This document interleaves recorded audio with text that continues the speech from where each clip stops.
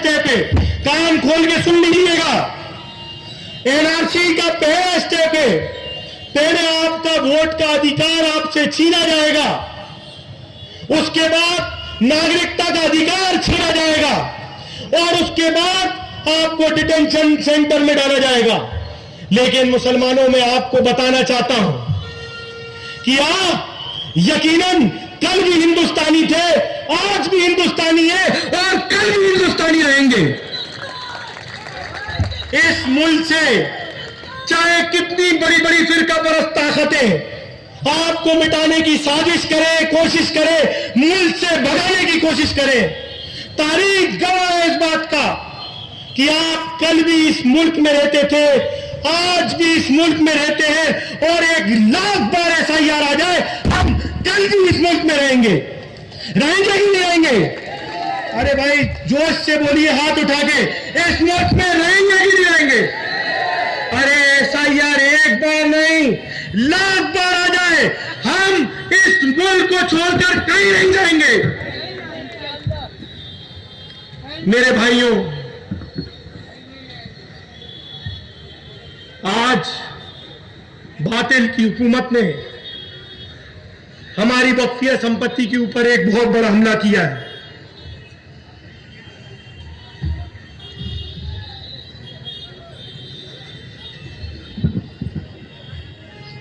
आमिर मियां भाजपा और आरएसएस से ये भी घबरा रहा है यार, क्या करें, गिर गिर जा रहा हूं। वक्फिया संपत्ति के बारे में कुछ वजाहत करना चाहता हूं मैं, क्योंकि बड़े जिम्मेदार साथी भोपाल के अंदर बैठे हैं। मैं गुजारिश करूंगा कि डॉक्टर साहब हमारे बीच में है, तशरीफ लाए प्लीज। डॉक्टर साहब प्लीज। नौजवान साथियों, कुर्सियों का इंतजाम है, किराए से आई है भाई, बैठो ना, क्या परेशानी है आप लोग? बैठिए साहब, बैठिए। आओ भाई, बैठो बैठो बैठो बैठो। भाई आज भाजपा और आरएसएस का इंतजाम तो ससुराल से हो जाता है, हम लोगों का नहीं होता, किराया देना पड़ता है। उनके लिए पूरा शासन प्रशासन लग जाता है, हमारे लिए नहीं लगता भाई। तो बैठिए, कुर्सियों का इस्तेमाल करिएगा। क्यों जिम्मी भाई, गलत तो नहीं कह रहा हूं ना? किराए से ही लाए। आज बुजुर्गों के सामने बड़ी जिम्मेदारी से एक बात की वजाहत करना चाहता हूं कि इस भोपाल की हम सब ने तारीख को पढ़ा है, सुना है और समझा है।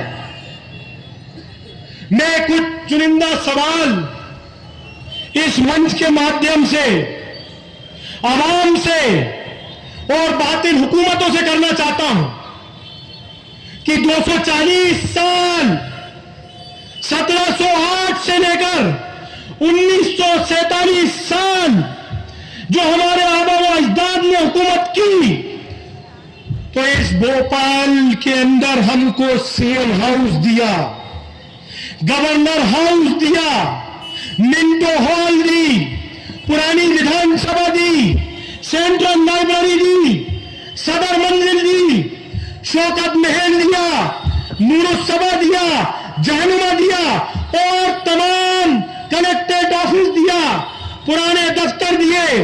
आज बताइए, क्या वो अपने साथ कब्र में ले गए? नहीं लेके गए ना। तो वो एक नगर निगम का दीवाना आया है, बोलता है नवाब साहब गद्दार है।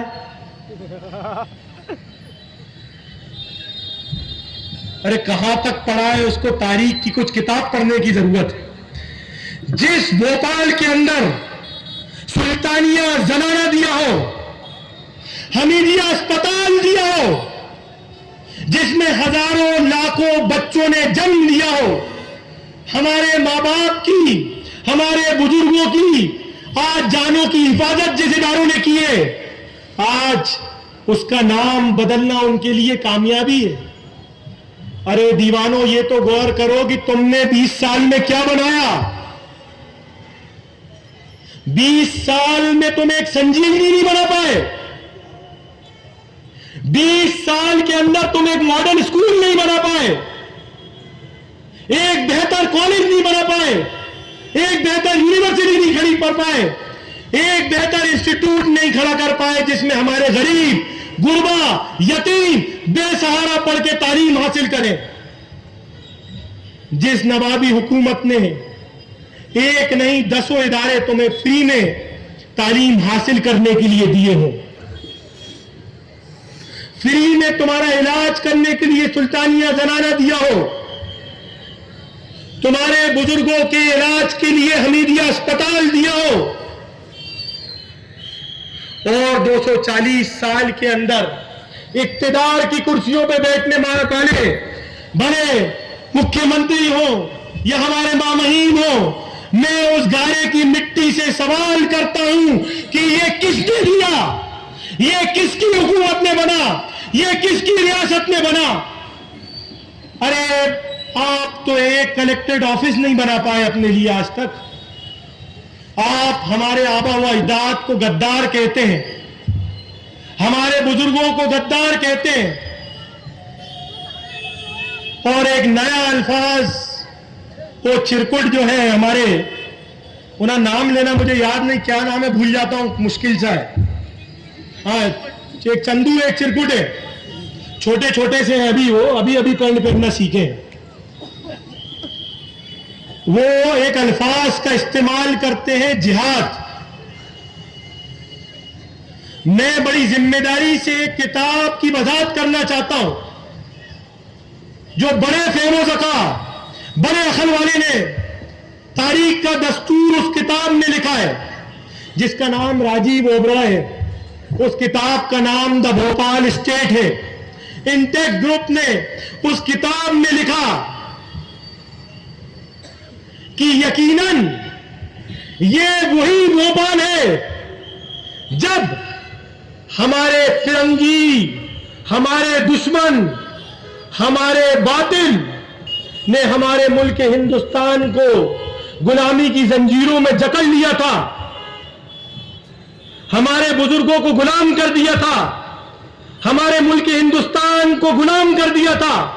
जब इन फिरंगियों के खिलाफ अगर जंग आजादी का फतवा दिया, जिहाद का फतवा दिया उन अंग्रेजों से लड़ने के खिलाफ, तो यकीनन मस्जिद मनकशा ने दिया,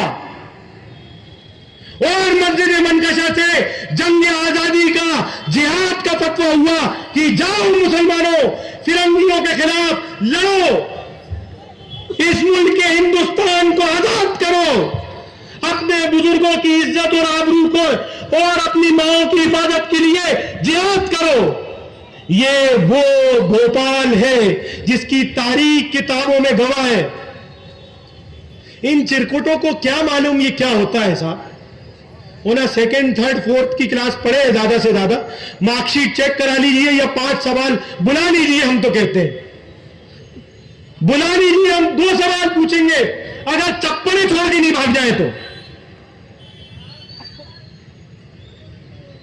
बाबा साहब भीमराव अंबेडकर ने कहा था, those who forget the history can not make the history. जो अपनी तारीख को भूल जाते हैं वो कभी तारीख नहीं रच पाते। आज मैं आपको इसलिए तारीख की बातें याद दिलाने आया हूं। मुझे यकीनन मालूम है कि आपको तारीख बातारीख हिफ्ज़ है, लेकिन मैं आपको दोहराने आया हूं, नौजवानों को बताने आया हूं, बुजुर्गों को याद दिलाने आया हूं कि आज का माहौल देखोगे, हमको मुकाबला करना पड़ेगा इस जुल्म के खिलाफ। आज आपको और हमको अज़्म करना पड़ेगा इस नाइंसाफी के खिलाफ, बातिल के खिलाफ। माहौल वक्फ बोर्ड के अंदर आज जिसने 240 साल हुकूमत की हो, मैं इस गयूर आवाम से कुछ सवाल करना चाहता हूं कि क्या वो कब्रों में ले गए वो जमीन? अरे भाई, इस भोपाल का आखिरी नवाब कौन था? नवाब कौन था? नवाब हमीदुल्लाह खान थे कि नहीं? क्या वो जमीन कब्रों में ले गए? क्या भोपाल को उन्होंने कब्रों में बसा लिया? आज 70% से ज्यादा इदारे, 70% से ज्यादा जमीनों को वो आपके लिए वक्फ करके गए। वो आपके लिए वक्फ करके गए, मजलूमों के लिए वक्फ करके गए, बेसहारा लोगों के लिए वक्फ करके गए, गरीब और गुरबा के लिए वक्फ करके गए, नौजवानों के बेहतर मुस्तकबिल के लिए वक्फ करके गए, उनके माशी हालातों को बेहतर करने के लिए वक्फ करके गए, हमारे बुजुर्गों के ऊपर छत रहे वो उसके लिए वक्फ करके गए, हमारी मदारिस, मसाजिद, खानकाएं, कब्रिस्तान महफूज करे उनके लिए वक्फ करके गए। लेकिन आज जब एसआईआर का मामला इस भोपाल के अंदर पेश आया तो कई लोग मेरे पास आए और मुझसे कहने लगे कि हमारे पास मकान के दस्तावेज नहीं है, और बहुत नाराजगी के साथ और बहुत जिम्मेदारी के साथ उन्होंने मुझसे सवाल किया कि आप लोग क्या कर रहे हैं। भोपाल शहर के अंदर हम अगर 15 बाई 20 के मकान में रहते हैं जो हजारों की तादाद में है, लाखों की तादाद में है, हमारे पास किराएदारी नहीं है, हम काबिज की हैसियत से रहते हैं। और ये किसने दिया? ये हमारे बुजुर्गों ने हमको दिया था, हमारे आबा व अजदाद हमारे लिए छोड़ के गए थे। ये हमें सरकारों ने नहीं दिया, ये हुक्मरानों ने नहीं दिया, ये हुकूमतों ने नहीं दिया। हमें सर छुपाने के लिए ये घर, मकान की जमीन हमारे आबा व अजदाद ने दी। लेकिन आज वो काबिज की हैसियत से रहते हैं। जब ऐसे एसआईआर और एनआरसी जैसा काला कानून इस मुल्क पे अगर नाफिज होता है तो वो मुझसे सवाल कर रहे थे कि आप क्या कर रहे हो। आज जब हमारे बुजुर्ग कब्र में जाते हैं तो हम काबिज की हैसियत से जाते हैं, ना कि किराएदार की हैसियत से जाते हैं। जब हम कब्रों में जाते हैं तो हम काबिज की हैसियत से जाते हैं। आज वो नौजवानों की फिक्र है कि हमारे बुजुर्गों की आखिरत क्या होगी। हम जिंदगी में भी काबिज हैं और आखिरत में भी काबिज कहलाएंगे। उस जमीन के लिए जो जमीन हमारी थी, हमारे पुरखों की थी, हमारे गरीब और गुरबों के लिए थी, हमारे यतीम और मिस्कीन के लिए थी, आज हमारी दुनिया भी नहीं बन पा रही और हमारी आखिरत भी नहीं बन पा रही। उन्होंने मुझसे कहा कि हमारे लिए 1 रुपए की किराएदारी करवाएं, 10 रुपए की किराएदारी करवाएं, लेकिन हमारे मकान और दुकानों की किराएदारी की जाए, हमारी लीज करी जाए, हमारे मकानों को पट्टा दिया जाए, हमारे पेपरों को लीगल किया जाए। बड़ी तकलीफ के साथ यकीनन मेरे पास उन नौजवानों का कोई जवाब नहीं था। जब उन्होंने मुझसे पूछा कि उम्मीद पोर्टल की आखिरी तारीख पहले हफ्ते की दिसंबर में है और पूरे मुल्क हिंदुस्तान के अंदर वक्फिया जायदाद को इंदराज किया जा रहा है उम्मीद पोर्टल के अंदर, तो अगर हम हजारों की तादाद में रह रहे हैं, जिसको आज बातें हुकूमतें काबिज बता रही हैं, कब्जेदार बता रही हैं, कल जब सरकारी मुलाजिम उनका इंस्पेक्शन करने आएंगे, उनका सर्वे करने आएंगे, तो हमारे मकानों को जमीनोज किया जाएगा, हमारे ऊपर मुकदमे लगाए जाएंगे, हमारे मकानों को बुलडोज किया जाएगा, क्योंकि हमारे नाम से उम्मीद पोर्टल में रजिस्ट्रेशन नहीं हो रहा। मैदानों के नाम से कोई 40 एकड़ है, कोई फला बाग है, कोई फला कब्रिस्तान है, उनके नामों से इंदराज किया जा रहा है। उस पे हमारे हजारों मकान बने हुए हैं। मैं उन बातें हुकूमतों से इस मंच के माध्यम से इंसाफ की गुहार करता हूं कि उनके लिए किराएदारी की जाए, उम्मीद पोर्टल के अंदर उनके नाम से इंदराज किया जाए, उनको बहैसियत किराएदार के नाम से उनका रजिस्ट्रेशन किया जाए, ना कि काबिज के नाम से रजिस्ट्रेशन किया जाए। भोपाल की गयूर आवाम इंसाफ की गुहार कर रही है कि उसके साथ इंसाफ होना चाहिए।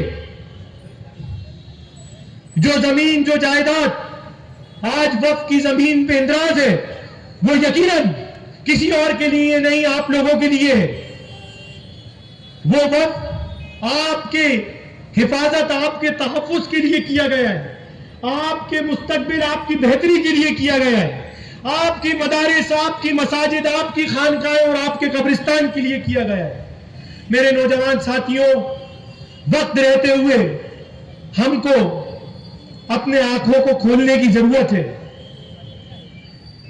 किसी शायर ने कहा है कि आंखों को मूंद लेने से खतरा न टाला जाएगा, आंखों को मूंद लेने से खतरा न टाला जाएगा, वो देखना पड़ेगा जो देखा ना जाएगा। आज बातें हुकूमतों के निशानों पे आप और हम हैं, और वक्त हमारे पास बहुत कम है। आपसे गुजारिश है कि जितनी वक्फिया प्रॉपर्टी के अंदर हम लोग रहते हैं, मेरे भाइयों, आप वक्फ को अपनी किराएदारी कराइएगा। वक्फ बोर्ड में जाकर भोपाल के अंदर अपनी किराएदारी कराइए, उम्मीद पोर्टल में इंदराज कराइए, ताकि आप बहैसियत किराएदार रहें,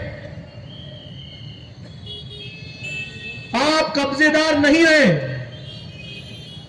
यह बातिल की पहली चाल है, आपको समझना होगा। अगर वक्फ की उम्मीद पोर्टल में हमारे नाम की किराएदारी नहीं हुई, वो नाम से इंदराज नहीं किया गया, तो कल के इंस्पेक्शन में आपके मकानों को बुलडोज किया जाएगा, आपके मकानों को जमींदोज किया जाएगा, आपकी मां बहनों की इज्जत और आबरू को सड़क पे लाकर नंगे आसमान के अंदर नीलाम किया जाएगा। आज हम लोगों को इसका मुकाबला करना है। वक्फ की संपत्ति हमारे इधर कई हजार एकड़ के अंदर है। 13,000 प्रॉपर्टी लगभग मध्य प्रदेश के अंदर वक्फ की गई है, जो कई एकड़ों के अंदर है। हम लोगों को उनको इंदराज कराना है, ये हमारी सबसे बड़ी लड़ाई है।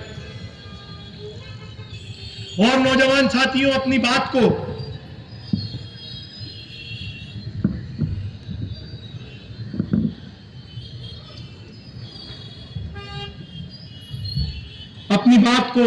मैं चंद अल्फाजों में खत्म करूंगा। 15 मिनट बाकी है अभी। नौजवान साथियों, आपको अज़्म करना पड़ेगा। आप लोगों को भोपाल के मुस्तकबिल के लिए, इस मुल्क के मुस्तकबिल के लिए आपको फैसला करना पड़ेगा। आपको एक महाज में आके बैठना पड़ेगा। आपको अपनी मजलिस की ताकत को मजबूत करना पड़ेगा। एक वो आवाज जो आपके हक और हुकूक के लिए बात कर रही है, जो संसद में आपकी इंसाफ और बराबरी की बात कर रही है, उस आवाज को आपको बुलंद करना होगा। सदर असदुद्दीन ओवैसी के हाथों को मजबूत करना होगा। और यकीनन सदर असदुद्दीन ओवैसी का नुमाइंदा जो आपके सामने खड़ा है, वो इस मिशन के अंदर है कि लीडरशिप आपको देने आया है, आपको कायद बनाने आया है, आपको सदर बनाने आया है, आपके हाथों में लीडरशिप सौंपने आया है। और सदर साहब चाहते हैं कि आज एक असदुद्दीन ओवैसी नहीं, इस मुल्क के हिंदुस्तान में 100 असदुद्दीन ओवैसी पैदा हो।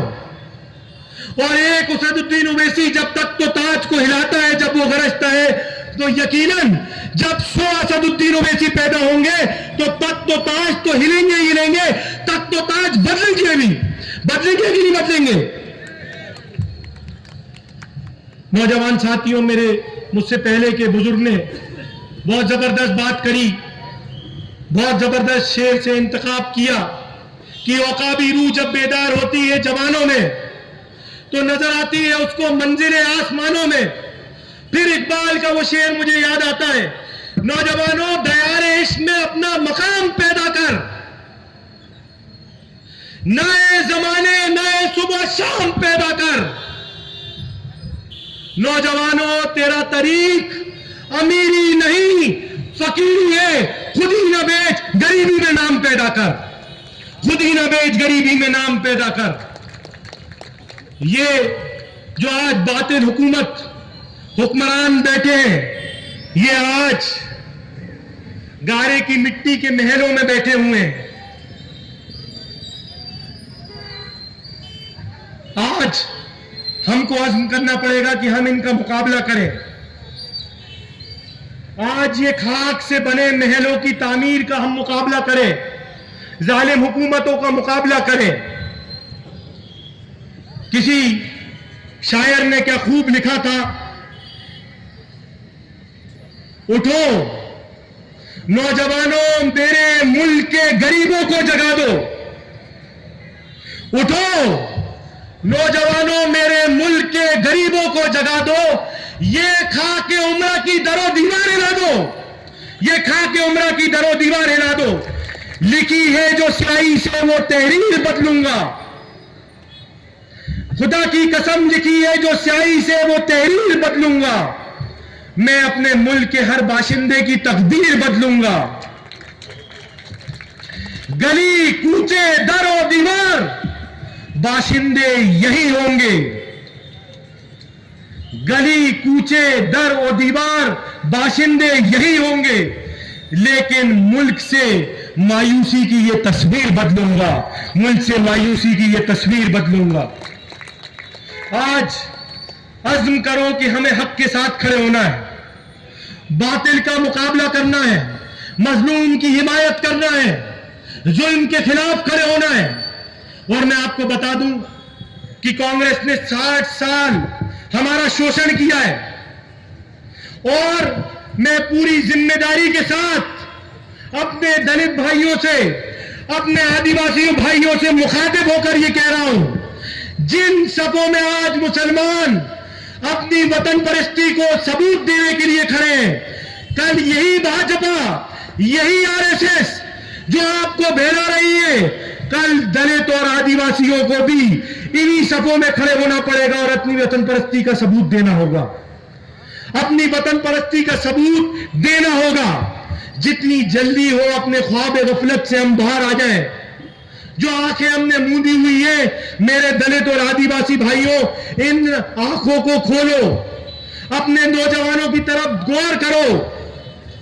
आज तुम्हारा नौजवान पढ़कर भी बेरोजगार है, लाखों की तालीम हासिल करने के बाद भी बेरोजगार है। महंगाई धर्म नहीं देख रही, महंगाई नस्ल नहीं देख रही, महंगाई जात नहीं देख रही, समाज नहीं देख रही, मोहल्ला नहीं देख रही, जिला नहीं देख रही, कस्बा नहीं देख रही, शहर नहीं देख रही। महंगाई हम सब के लिए बराबर है, बेरोजगारी हम सब के लिए बराबर है, जुल्म हम सब के लिए बराबर है। अगर पड़ासिया के अंदर 26 बच्चों की जान गई तो क्या उस कप सिरप ने यह देखा था कि उस सिरप पे पीने वाला हिंदू है या मुसलमान है? उस कप सिरप पे क्या लिखा था कि यह सिरप सिर्फ हिंदू पिएगा, या उस कप सिरप पे लिखा था कि यह सिरप सिर्फ मुसलमान पिएगा, या यह सिरप दलित नहीं पिएगा या आदिवासी नहीं पिएगा? जालिम हुकूमतों ने उन माओ के लालों को आज खोने पे मजबूर कर दिया। मैं परासिया के छिंदवाड़े में गया था, आप लोगों को बताने चाहता हूं कि आज उन माओं की चीखें, उन बापों का दर्द मेरे कानों में गूंजता है, मेरी नजरों के सामने आ जाता है। जब वो मासूम बच्चे, उन माओं के लालों की जाने गई, तब उस जुल्म ने ना मुसलमान देखा ना हिंदू देखा। उस कप सिरप जो जहर था जिस सिरप में, उसको पीकर 26 से ज्यादा बच्चों की जान चली गई। जब बातिल हुकूमतों ने किसी मजहब को नहीं देखा, किसी धर्म को नहीं देखा, किसी रंग को, किसी नस्ल, किसी जात को नहीं देखा, उसने सिर्फ और सिर्फ जुल्म किया। आज हम सबको गौर करने की जरूरत है कि यकीनन मैं जिम्मेदारी से यह बात कह रहा हूं कि मध्य प्रदेश की सरजमीन के अंदर, मुल्क हिंदुस्तान में सबसे ज्यादा जुल्म हो रहा है।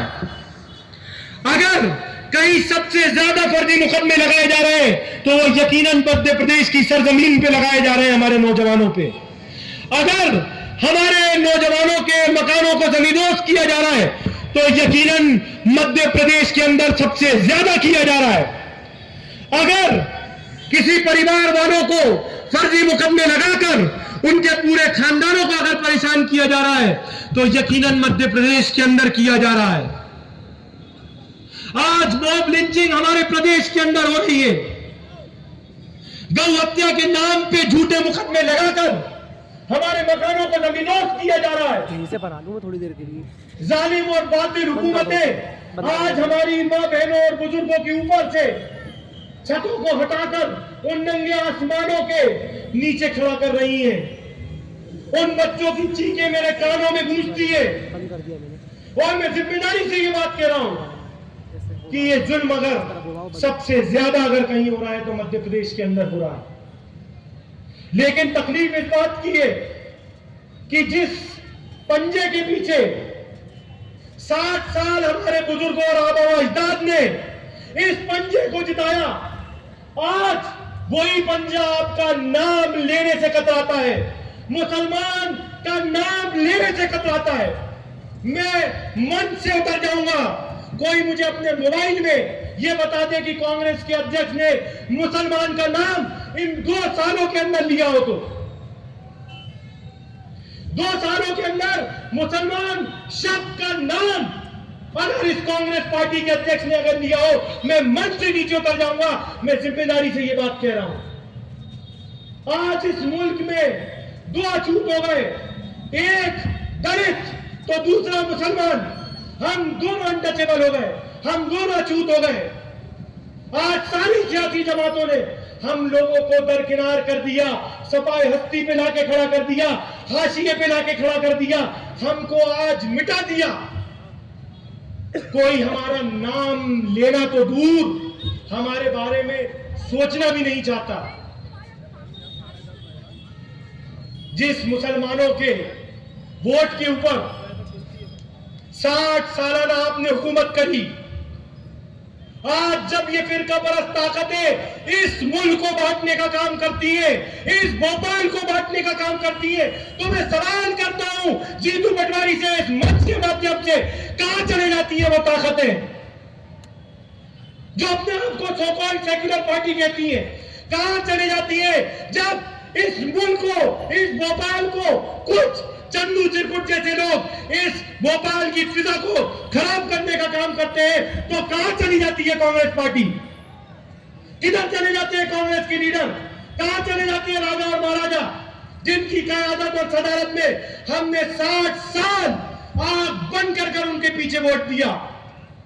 जब हमारे मकान जमीनों होते हैं, जब हमारे नौजवानों के ऊपर फर्जी मुकदमे लगाए जाते हैं, जब हमारे दुकानों को बुलडोज किया जाता है, तो मैं सवाल करना चाहता हूं उन जरखेज कांग्रेस के गुलामों से कि कहां चली जाती है वो कांग्रेस पार्टी? मैं सवाल करता हूं कांग्रेस के जरखेज गुलामों से, कहां चले जाते हैं वो जब मेरे नौजवानों पे जुल्म और ज्यादती होती है, मेरी मां बहनों की इज्जत और आबरू को नीलाम किया जाता है, जब मेरे बुजुर्गों की दाढ़ी, लिबास और टोपी पे हमला किया जाता है, जब ट्रेनों में चल रहे हमारे नूर, इस कौम का नूर, जब इन ट्रेनों में सफर कर रहे होते हैं, जब बातिल उन पे जुल्म कर रहे होते हैं, उन पे ज्यादती कर रहे होते हैं, तो वो सो कॉल्ड सेक्युलर पार्टी कहां चली जाती है? मैं सवाल करता हूं इस मंच के माध्यम से। वो खामोश खड़े होते हैं। आज मैं पूरी जिम्मेदारी से ये बात कह रहा हूं क्योंकि यकीनन ये सरों का सैलाब और मेरे सामने बैठे हुए भोपाल के शेर तारीख के पन्ने के अंदर सुनहरे अक्षरों में लिख रहे होंगे कि हमारे साथ जब जब जुल्म ज्यादती हुई तो कांग्रेस और भाजपा ने एक सिक्के के 2 पहलू बनकर हमेशा हमको मिटाने की साजिश की। कांग्रेस भी खामोश रही, भाजपा भी खामोश रही, भाजपा मुसलसल जुल्म करती रही, आरएसएस के इशारों पे जबरदस्त जुल्म होता रहा। और आज 60 साल जिसके पीछे हमारे बुजुर्गों ने, आबो अजदाद ने आग बंद कर उनको इक्तिदार की कुर्सियों पे बिठाया, हुक्मरान बनाया, अपने सरों का ताज पहनाया, वो आज खामोश खड़ी दूर से हंस रही है। तब यकीनन इस मुल्क का शेर